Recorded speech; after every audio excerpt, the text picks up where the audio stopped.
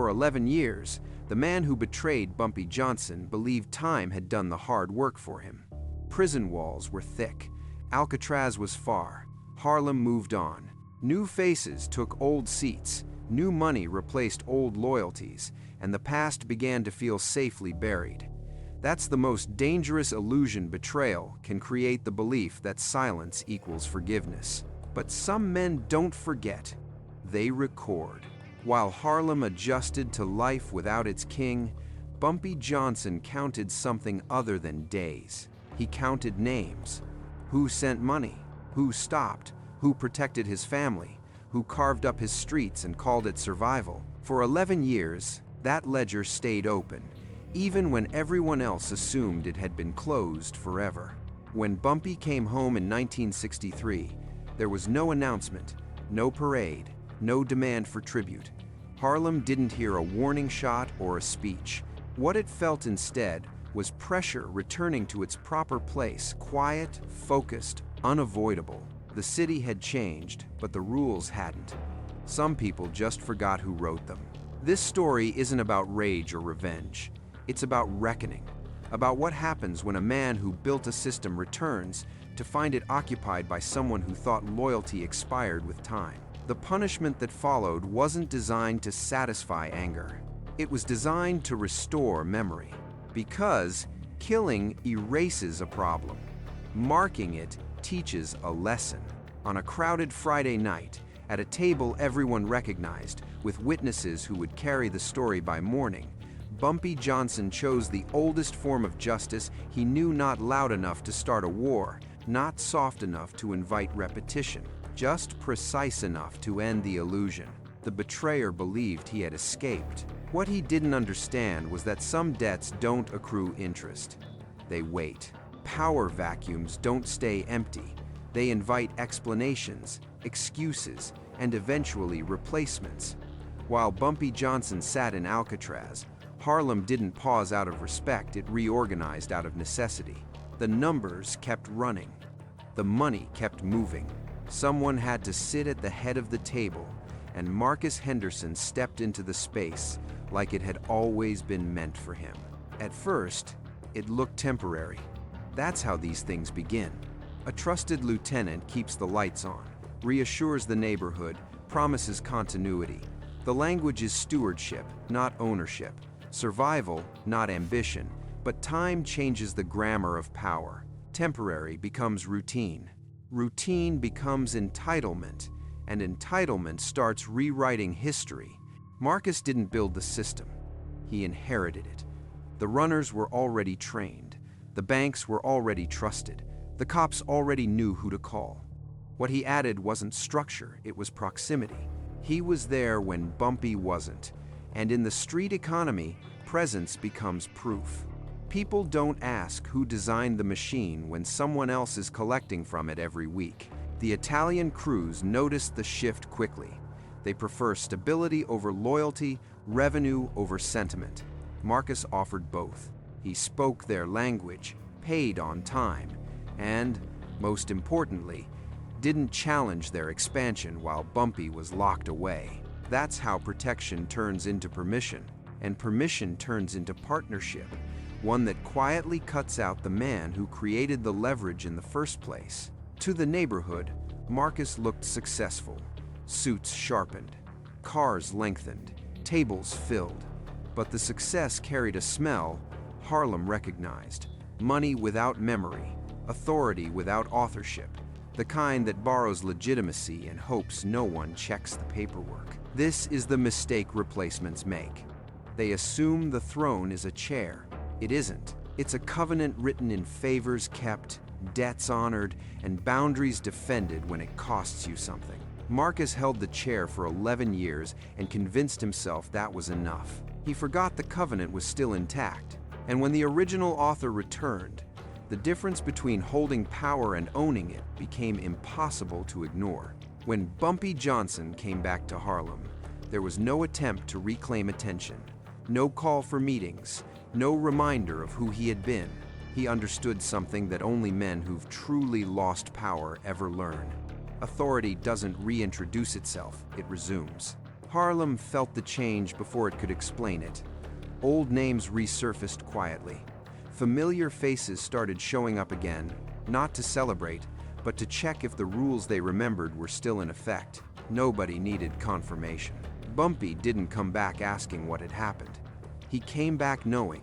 The first move wasn't confrontation, it was observation. Where did people gather? Who sat at which tables? Who spoke when decisions were made? Most important of all, who didn't come see him? Absence told him more than loyalty ever could. Men who once needed his approval suddenly had reasons to stay busy. That, too, was an answer. There's a difference between reclaiming territory and allowing territory to return to you. Bumpy chose the second. He let the city adjust around his presence the way iron filings adjust around a magnet, slowly, inevitably, without drama. Small's Paradise became the focal point, not because of violence, but because of routine. Same night, same table, same audience. It was where Marcus Henderson displayed success, and where Harlem had learned to believe that success was permanent. That made it the only place the illusion could be dismantled without spilling outward. Bumpy didn't interrupt Marcus's operation. He didn't raid it. He joined the environment it depended on. That choice mattered. Power confronted in its own habitat has fewer escape routes. Private punishment disappears into rumor. Public correction becomes instruction. By the time Bumpy took his seat, the outcome was already shaping itself. Loyal men gravitated closer. Nervous men misread calm for weakness. And the man who believed time had promoted him to king discovered, too late, that the original author had simply returned to edit. Nothing had been said yet. Nothing needed to be. Because in Harlem, when the past walks into the present and sits down, the future stops pretending it has options. The most important decision that night wasn't what Bumpy Johnson brought with him. It was where he chose to sit. Small's Paradise wasn't neutral ground. It was Marcus Henderson's stage, his proof of control, his weekly display of legitimacy. By taking a seat beside him instead of summoning him elsewhere, Bumpy turned Marcus's strongest symbol into a liability. That's how authority works when it's confident. It doesn't drag its opponent into the dark. It confronts them under the lights they depend on. Every detail mattered. The night, the hour, the familiarity of the room, the witnesses who would remember the order of events without needing to agree on the details. This wasn't an ambush. It was a proceeding. Harlem didn't need another disappearance. It needed clarity. Bumpy understood something Marcus never did. Killing ends a problem, but it also ends a lesson. A dead man becomes rumor, a marked man becomes memory, and memory travels faster than fear. The table wasn't a place to eat, it was a boundary line where the past and present were forced to reconcile in public. That's why the punishment stopped short of finality. It wasn't mercy, it was design. Leaving Marcus alive ensured the story would have a narrator, someone who would carry the consequence on his face into every room for the rest of his life. Every conversation he entered would reopen the verdict without a word being spoken. By keeping the outcome visible but controlled, Bumpy protected Harlem from chaos. No panic, no retaliation spirals, no power vacuum begging to be filled. The system didn't need rebuilding, it needed correction. And corrections work best when they're unmistakable but limited. This is the part outsiders miss. The blade wasn't the message, the restraint was. Anyone can destroy. Few can discipline. The difference is what determines whether a city fractures or falls back into line.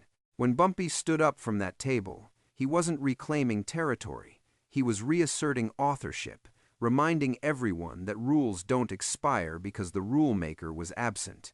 They wait, and when they return, they do so in places where denial has nowhere to hide. That table didn't host a meal.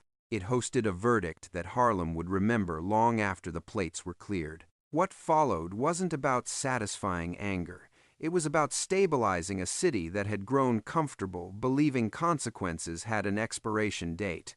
Bumpy Johnson understood the danger of overreach. Too much blood invites retaliation. Too little consequence invites repetition. The outcome had to land exactly between those extremes. That's why the punishment ended where it did. Marcus Henderson wasn't erased, he was defined. From that night forward, his identity was no longer negotiable. He would never again be mistaken for a leader, a successor, or a man who rose on merit. He became a reference point, a caution, a living footnote attached to a single word Harlem understands deeply: betrayer. By sparing his life, Bumpy denied Marcus the one thing traitors often seek: an ending dramatic enough to rewrite the narrative. There would be no martyrdom, no mythology, no whispered debate about who really won. There would only be visibility. Every scar tells a story, but this one didn't invite sympathy. It invited recognition. The effect was immediate and quiet. Men who had grown bold reconsidered their schedules. Others sent messages they hadn't planned to send. The Italians recalculated without being asked. No announcement went out, but everyone adjusted as if one had. That's how you know a system has accepted correction instead of resisting it. This is where the difference between fear and respect becomes obvious. Fear scatters. Respect reorganizes. Harlem didn't fracture after that night, it aligned. Debts were paid. Boundaries reappeared. The noise settled into order without needing to be enforced daily. Punishment that creates chaos weakens authority. Punishment that restores predictability strengthens it. Bumpy's choice ensured that the lesson wouldn't need repeating, because repeating it would mean someone failed to learn it the first time. Marcus left Harlem carrying everything he needed to remember, and Harlem stayed exactly where it was supposed to be: intact, watching, and very clear on what loyalty costs when it's broken. That's the kind of consequence that lasts longer than violence, because cities don't run on fear. They run on memory. People like to believe time is a kind of forgiveness, that if you wait long enough, the past softens, names lose their weight, and debts quietly disappear. But Harlem learned something different the night Bumpy Johnson returned to claim authorship over what he built. 11 years didn't erase the betrayal. They clarified it. What ended that night wasn't a man's life. It was an illusion, the idea that loyalty has a shelf life, that power can be inherited without consent, that silence is the same as absolution. Bumpy didn't need speeches or an army to correct that belief. He needed witnesses, restraint, and precision. By choosing consequence over chaos, he preserved the city instead of tearing it apart. Harlem didn't descend into violence because it didn't need to. The message landed cleanly, and everyone understood it without translation. The rules were still intact, and the man who wrote them was back. Marcus Henderson thought survival meant winning. He confused opportunity with legitimacy. What he learned instead was older and harsher. Some systems don't forget who made them, and some men don't close their books just because the chapter goes quiet. Bumpy Johnson didn't punish betrayal to feel powerful. He punished it to make sure it never became profitable. That distinction is why the lesson held, and why no second reminder was necessary. History remembers gunfights because they're loud. It forgets moments like this because they're controlled. But control is what builds longevity, and in Harlem, longevity was the real prize. Betrayal doesn't expire. It waits. And when it's answered properly, it doesn't need to be answered again.